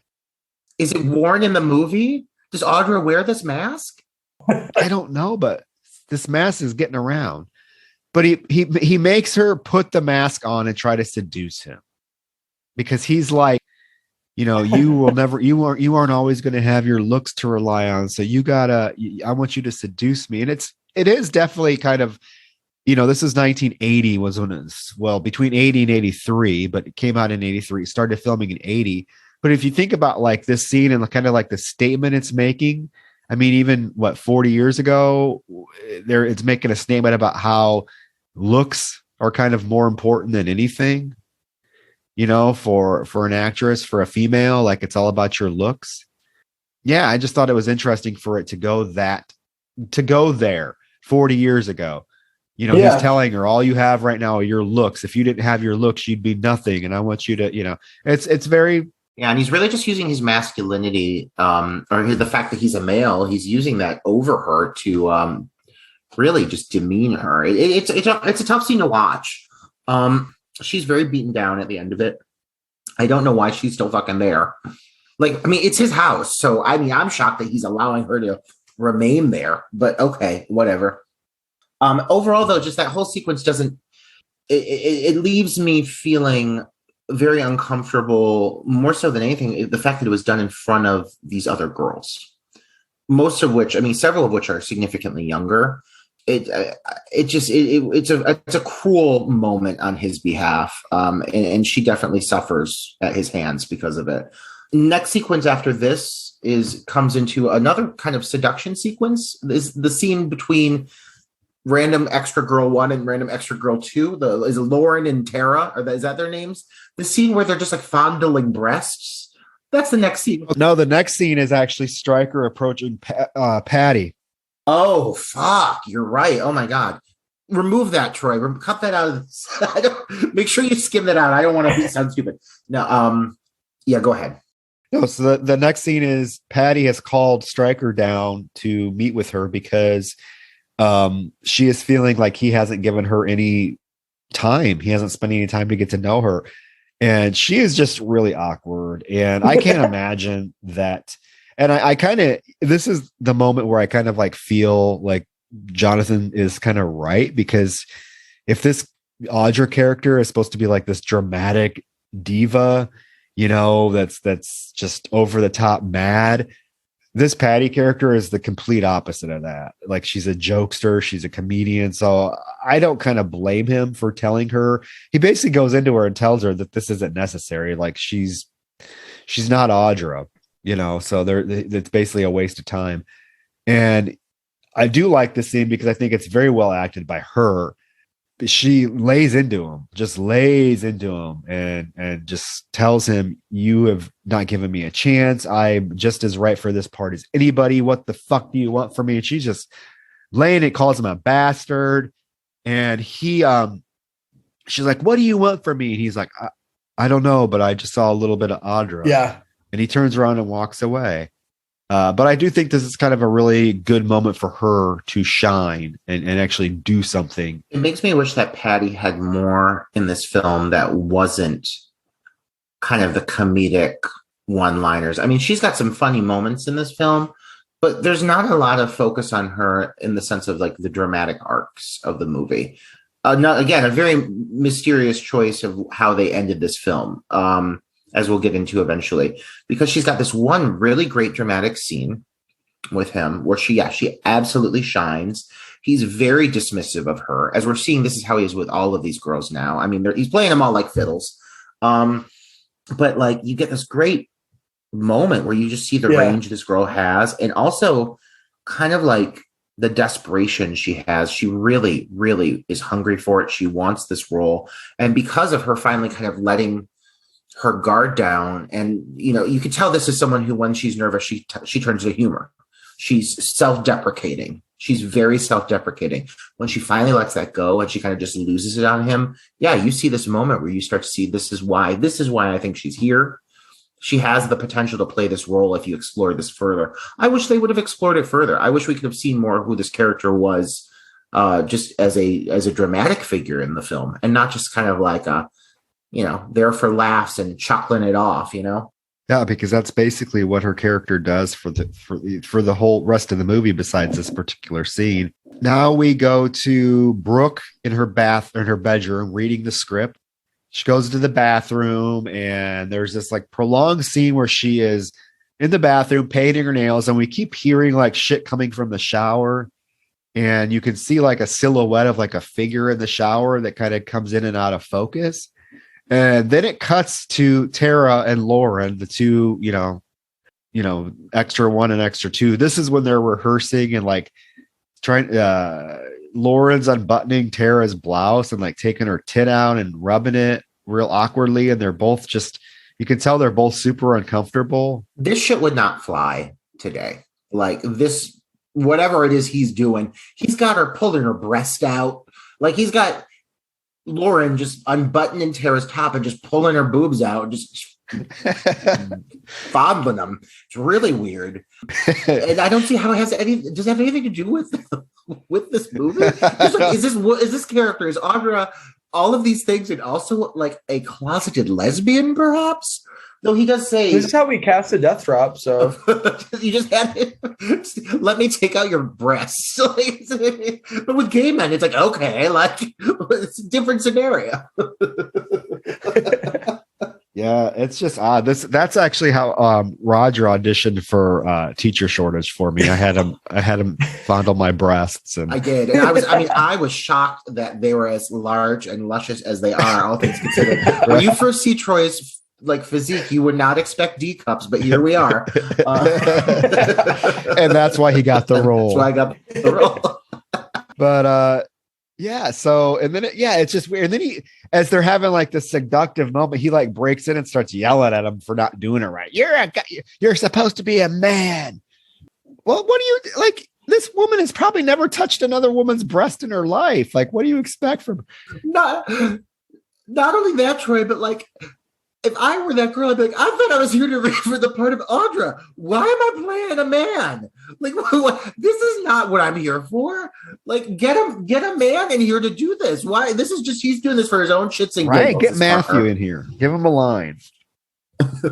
Back in the bathroom, Brooke, like, again, we keep hearing shit in the shower. Finally, she like rips the shower curtain open and nobody's there. There's like this robe.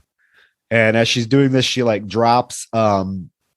spills fingernail polish on the toilet seat. So she has to lift the toilet seat up. I do love the whole play with the like how we think there's somebody in the shower, because you do see like the silhouette, and it's really weird because it comes in and out of focus. Like you see it get really close, and then so I'm like, what was that? What was the deal with that? Because there's nobody in the shower. So again, they're just kind of tricking you to make you think, you know, that there's probably somebody behind the shower curtain. I kind of used that same thing. I actually got it from this film for my first film, Party Night. There's a whole scene with the shower where one of the characters thinks there's somebody behind them. We think there's somebody behind there, but there's not, until it's kind of a shocking moment when it actually happens. But she lifts the toilet seat up and there's like a decapitated head. It's Christy's head in the toilet.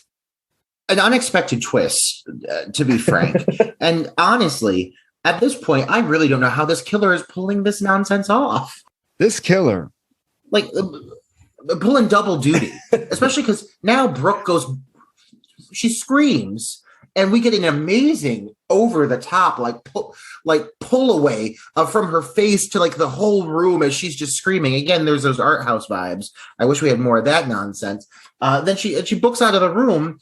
And so in the time period that she like runs downstairs, asks for help, and they come back upstairs, the mysterious killer manages to get into this bathroom, remove the decapitated head from the toilet. I don't know where the head is gone at this point, but like this killer really is like on top. Well, not only that, is Jonathan Stryker is really like mean to her. He's like, "There's no dead. You're a delusional bitch. You're just dreaming." He's like dragging her up the stairs by her arm, like throwing her into the bathroom and being like, "Look, there's nothing there." And she should be more adamant. Like, no, I absolutely saw a head, but so quickly she like just kind of relents, and then she ends up going to bed with him. Well, he opens the toilet bowl to show her there's nothing in there. And that toilet bowl, I'm telling you, that needed some Clorox because that was a dirty ass toilet.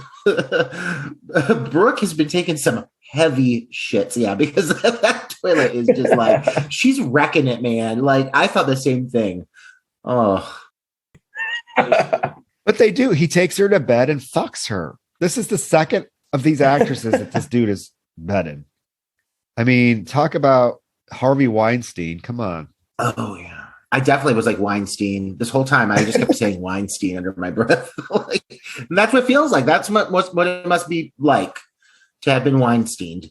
Yeah, in the kitchen, Tara and Christy are talking, and basically, no, Tara and Patty. Christy's dead. Patty are talking. Basically, Patty's bringing up the whole idea that Brooke is probably just acting, because she's acting like a mad woman. She's acting like Audra would. So, you know, she's trying to like downplay the whole thing about Brooke thinking she saw Christy's dead body.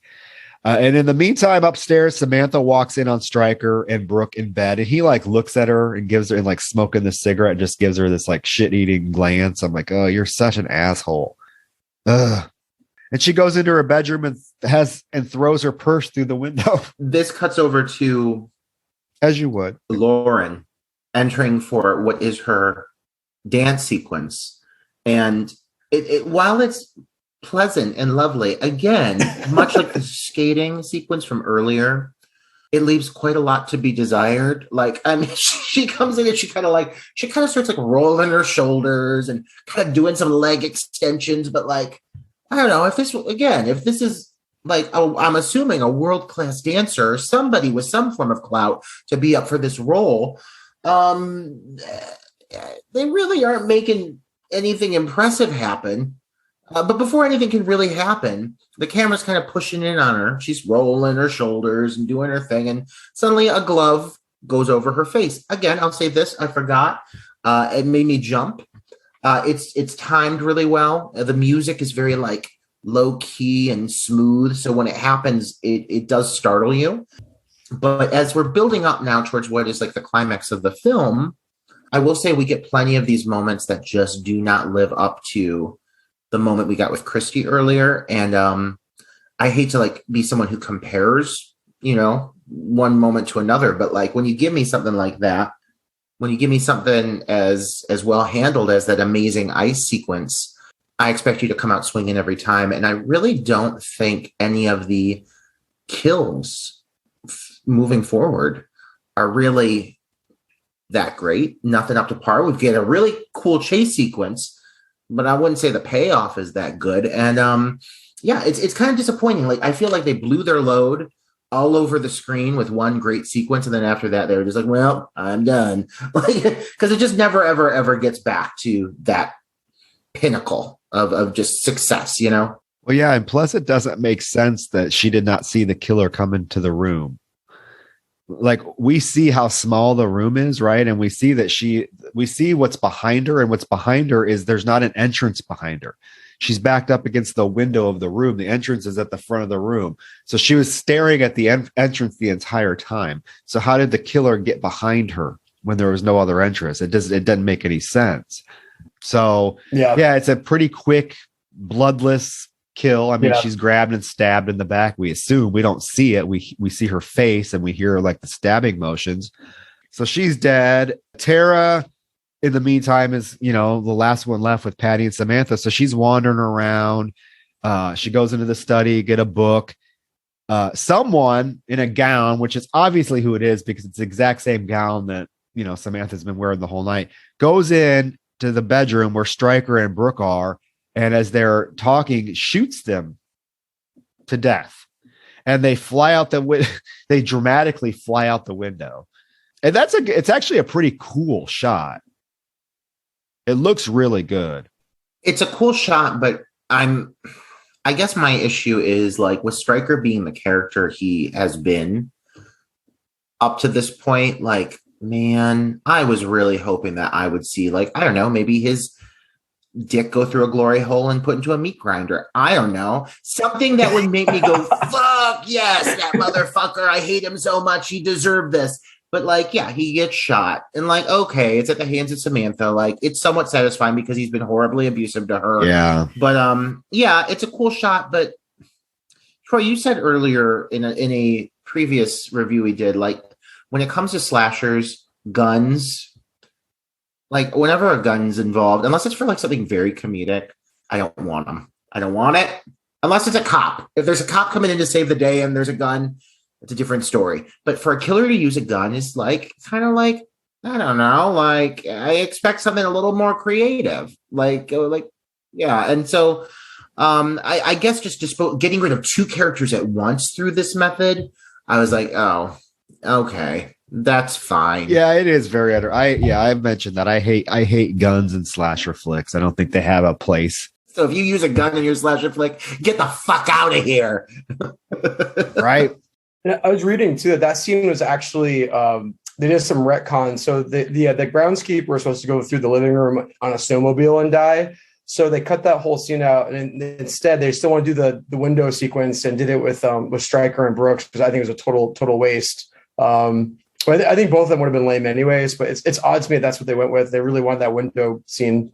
Oh, yeah. I mean, it looked good, like you said, but again, like those two like prominent characters like that is just kind of like a cop-out. Brandon, this is the kind of fucking information I need from you, because, see, this right there, I had no idea about this. And, like, what sucks even more is Matthew, who has not said a single line over the course of this entire film, literally hasn't spoken once, but we forget he's there. There's like a random cutover to like in the midst of Tara, like, realizing the chaos that's occurred and screaming. We just see a random shot of the jacuzzi with him laying in the jacuzzi with a knife in his back. We don't see him get attacked. We don't see the pursuit. We see him at one point go off on the snowmobile to look for Christy, but and it's never addressed again. It's almost like the actor like quit during the production. They had to have like a body double come in. That's what it feels like because it's so disconnected and disjointed, you know? Totally. It probably was that situation. It probably was the actor couldn't come back or something. I've been in films where killers have walked off sets and I've played the killer for the rest of the movie and I've had to kill myself. Like these things happen on movie productions, especially with slashers. People get mad about things, people quit, and then all of a sudden you're playing 3 characters, 2 of which are the opposite gender, and you just gotta go with it. Well, especially if it takes 3 years, if it took 3 years to film this. So basically what happens is, Jonathan's body falls through the study window. So Tara sees it. So now she sort of becomes the final girl of the film in a sense, because it's down to her and Patty and Samantha. But we now shift all of the focus on Tara for the last, 10 minutes of the film, which again, to me is a very just interesting choice because she is perhaps one of the least developed characters in the entire film. But it comes down to her. She runs outside to get help. She finds Matthew dead in the hot tub. She finds this car that won't start because it's a prop car. Basically, she runs into this garage that's full of props, like this basement or garage that's full of all these props. So there's like this car she thinks is a real car. She tries to open it and the door falls off. And we do get a shot of like the hag mask person in the hag mask watching her from the backseat of this car. That's pretty cool. But as she's running through this garage thing, the hag actually attacks her and she's able to get away. She realizes she's locked in. And so you get this pretty intense pursuit between the person in the hag mask and Tara. She's kind of maneuvering through this creepy prop room that's just full of mannequins and all kinds of random shit. It looks like a Cindy Sherman photo shoot, although like mannequins and doll parts and things in there. It's pretty awesome. Oh, this whole set is it's like a gay man's wet dream. Like this location got beautiful mannequins with red lips. You've got all kinds of gay colors. You've got great lighting. You've got signs going off. I mean, it's a great fucking location. I always feel like with a quality chase sequence, you have to have and not to beat a dead horse here, but it's important to have the stakes raised a little bit in the sense that the character involved, you have to feel something for this character. And unfortunately for this movie, and it's not Tara's fault by any means. And when she's on camera, she's fine. But it's just kind of who is she? That's how you feel. Oh, how's this chick the one that's having this very grand moment? And again, it feels almost like this is a character who just stuck around through the whole production and got lucky and just was well, she's the only one still standing, so she'll get this final scene because everybody else is, quit. But I mean, and this whole sequence is actually pretty great. It is a really vibrant, colorful, well executed pursuit. But yeah, the fact that I just don't care about this character really kind of takes some wind out of my sails. I'm just thinking of the iconic chases of our time. Why do people I know what you did last summer so much? It's because of the Sarah Michelle Gellar chase scene. Well, why do people care about that scene? Because Sarah Michelle Gellar is charismatic as fuck, and you get a shit ton of time with her beforehand, so you're rooting for her through this whole scene. This girl, I mean, it's a well played sequence. It's timed out well. It's effective, but it kind of just feels like it's not going anywhere because you're well, she's got to die. There's no way that this random girl is going to just survive. She's done nothing for the story. Yeah. Yeah. And so there is a pursuit. So there is one moment where she is smart because she puts her jacket on this mannequin. So when the hag masked person comes in and sees this person standing there with the jacket, she stabs it, but it's a mannequin, and Tara drops down from the ceiling and kicks her. Yeah. And so she does have a little bit of fight in her. You know what I mean? She's not worthless. She's at least trying to do something, but she does kneel down to take the mask off of this person to find out who it is. And of course the person grabs her right at the moment before she grabs the mask, and Tara beats her with a fucking 2x4 and takes off running. And so again, Tara's a pretty serviceable. She's trying to do what she can to survive. She gets to a dead end, and the only place she can go is through into this vent. But I mean, in the meantime, she does run through the room with all the mannequins in it, right? And what she does find is Lauren's body hanging Oh yeah, among the mannequins. Yeah, Such a lackluster reveal, though. Like, Yeah. it is. I was like, "Are you fucking kidding? This is it." Like, and she's got like some blood coming down her, but I was like, not enough. not enough. And I also want to acknowledge that every time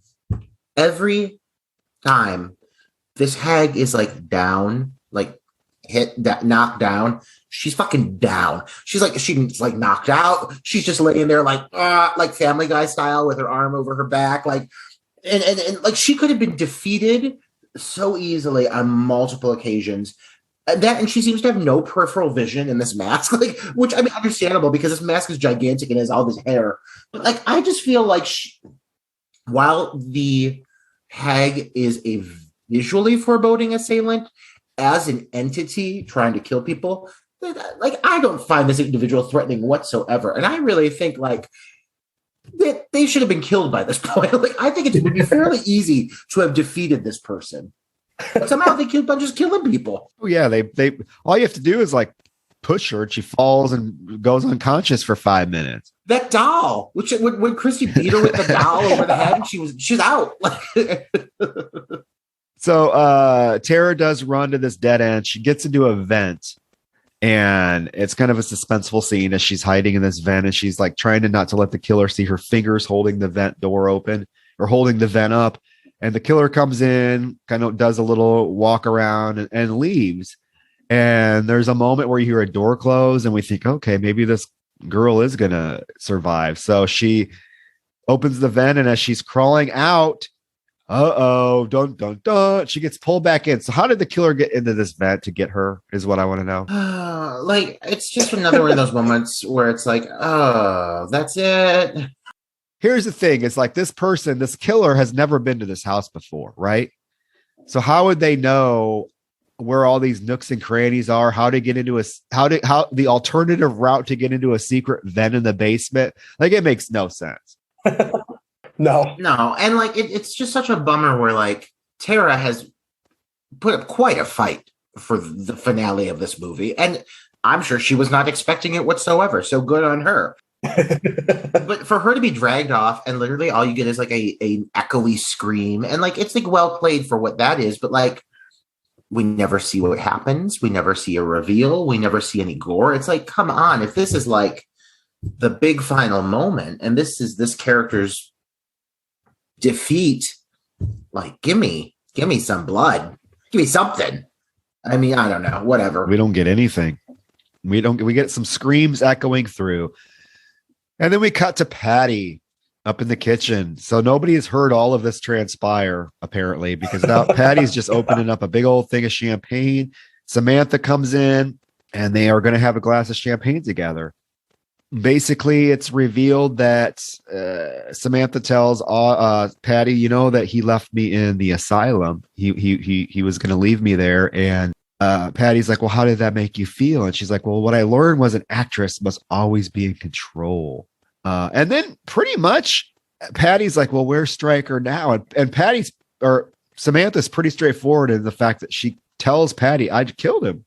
I had enough. I shot him. You can call the police. I don't care. I'm not going anywhere. Yeah, I feel like they really felt they needed to wrap this movie up because this finale is quick. Oh, it happens so quick. There's no chance for suspense. No, because as soon as Samantha says this, Patty just turns around and wields a butcher knife, and she's like, I killed everybody else, and now I'm going to kill you. And that's basically all it is. She just walks right up to fucking Samantha, and she starts stabbing her, like, out of fucking nowhere. Like, you get a little bit of a piece of dialogue where she kind of fills her in on what happened, but, like, you could have given me a chase. You could have given me some kind of epic final murder, but like it really, Samantha does give a very dramatic scream, but she's an actress. I'd expect that. But here's the problem: is we've seen this Samantha character, be a pretty strong-willed character throughout the film, right? And at this very moment where it requires her to actually have some balls, which we've seen that we know she does, she just cowers in the corner and lets this wimpy little fucking comedian bitch come and stab her. And like, let's talk about the reveal of Patty being the killer. There is no reveal. There really is no reveal. She literally laughs and says, "Oh, I killed everybody else." That's the reveal. Well, There's no. Okay. I'm saying in the fact that we have, It's like she doesn't get. We don't get an unmasking. No. We don't get anything. How? I mean, do you feel satisfied knowing that it was Patty? No. Brandon, what do you think? I think with what they have, it's not satisfying. I think there might have been a storyline there that might have built up to her being the killer a lot better. It just seems kind of random. It does. I feel there's so much they could have done with that character of Patty. And it's there. Like, you see like glimmers of it. You see sparkles of what could have been, like her big monologue with Stryker, or the fact that they go back, because at the end, after this reveal happens, they go back to her big stand-up moment. They go over some of her dialogue that she said in the beginning, where she says, "Have you ever wanted something so badly you'd do anything to have it?" Me, I wanted to be an actress. And everyone's like laughing, but I mean, she means it. She means this. I wish, with all the time that they spent developing her sense of humor, I wish they fucking would have given me some more nuance and some more flesh meat to this character, because I do feel that the way it plays out in this final cut of what the movie is, it does seem very lackluster. And it's such a bummer, because yeah, you're right. You can definitely grasp that there was something there, and they just didn't pull it off, I think. I agree. It's rushed, and it just doesn't jive very well. There was really no motivation explored for her doing this extreme, besides saying she wanted to be an actress, but everyone there wanted to be an actress. You know what I mean? And in fact, Brooke is the one that makes the comment early on in the film that she would kill for the part. Yeah. It seems like they were so busy making everyone else a red herring that they forgot to give her any real motivation to be the actual killer. Brendan or Troy, either of you, because I mean, I've seen this movie multiple times and I enjoy it, but in the sense of like the knowledge of the production and how troublesome it was, do you guys know of any of the context or of the story that was skimmed due to what happened with the production? Do you know what was lost? Is there anything that did not make the final cut of the film that you guys know of that maybe would have changed the overall context of the story? I don't know. Yeah, there's supposed to be a lot of footage that was shot but wasn't used. But as far as what it is, it's never been revealed. Yeah, I mean, it's amazing when you think of like a lot of these older films. Like, for example, I love the movie The Stuff. I can't get enough of The Stuff. And it was just revealed that a celluloid was found, a reel of film was found with the original cut of the movie. That's over 30 minutes of additional footage. Now that's going to be a totally different movie. Yeah. If they get, I'm sure they're going to release it, but like, we're at an age now where people are yearning for that material. I mean, you tell me if they found, I don't know, 45 minutes of curtains that's never been seen. Because I feel like there's probably hours of footage that just never got used. I bet you they could make something so much stronger. I don't want to say like better, but like, I mean, this movie, it does not suffer from weak acting. It does not suffer from bad location. It does not suffer from a bad killer. It does not suffer from lack of artistry. It suffers from a jumbled mess of a story that you can tell was they tried to edit together, and the editing just did not do it justice. It's unfortunate. It's just like you said, there's just so much there. Like, there's so many good things happening. Yeah, and it's just it wasn't cohesive. You had two different. You can kind of tell you had two different mindsets, two different intentions with the film, and it shows because there's like just lack of consistent tone. Some things are very well explored and other elements are not, and it just leaves for a very like cold feeling at the end of the film. And the film does end. We do get a final shot of Patty, who's now in the asylum, and she's delivering her stand-up comedy routine to the other patients who are totally not, into it at all. Yeah, it's a bummer that we didn't get to see what could have been, because like you just said, I think there's a shit ton of scenes in this movie that show the time that was taken to finalize these moments, the moments that I think were, executed and shown to completion of what they were supposed to be, versus a lot of other moments where I think they were just rushing to get this thing over with. And God, does that show. I mean, there are plenty of moments in this movie that take their time and breathe and allow the story to develop. A lot of the early scenes in the movie really are well handled. And then you've got all of these scenes towards the middle and the end that just feel rushed and poorly pieced together. And just, it just really feels like someone took a puzzle that they found in their basement and they poured it on the floor and they built it together. And the puzzle's missing like 20% of the pieces. So you can kind of see what the picture was that the puzzle was supposed to be, but without all those pieces, you're never going to have a full image, you know? Yep. It's sad, but it's still a very interesting film, a very influential film, I think. There are some elements of the film that work very well and are very memorable. So overall, I mean, it's a film that I don't dislike the film at all. I actually find it very, very watchable, despite its kind of jumbled mess of plot. That, you know, I still think it's very watchable. I think it's a lot of, I don't want to say a lot of fun, but just it's so different than the slasher films that were coming out during this time. You know, it's a much more mature slasher film. Yeah, it's almost like it's a slasher film made for, you know, obviously a more mature adult audience than what was coming out at that time, which was very much the teeny bopper camp themed high school themed slasher flicks. So I do appreciate it for what it is and what it does. And when it does things well, it does them really, really well. And there's a lot of really great aesthetics to the film too. I think that's my favorite part about it, is just there's a lot going on there that makes it look creepy. I don't know if it's intentional or unintentional, but like I really do love the low lighting. I don't know. I love a lot of the sequences in there. Oh yeah, like visually, like again, you can see what the original vision was, even with it not fully surviving to the final cut. What is there? I mean, it still is visually pretty sumptuous. I mean, like there's a lot of rich colors and just really well executed sequences. It's just the story that suffers more than anything. But yeah, I mean, I understand completely why this film has had such an influence on the fan base and on viewers within the genre, who love the genre, you know, because it is in many ways unlike a lot of the other films of that time.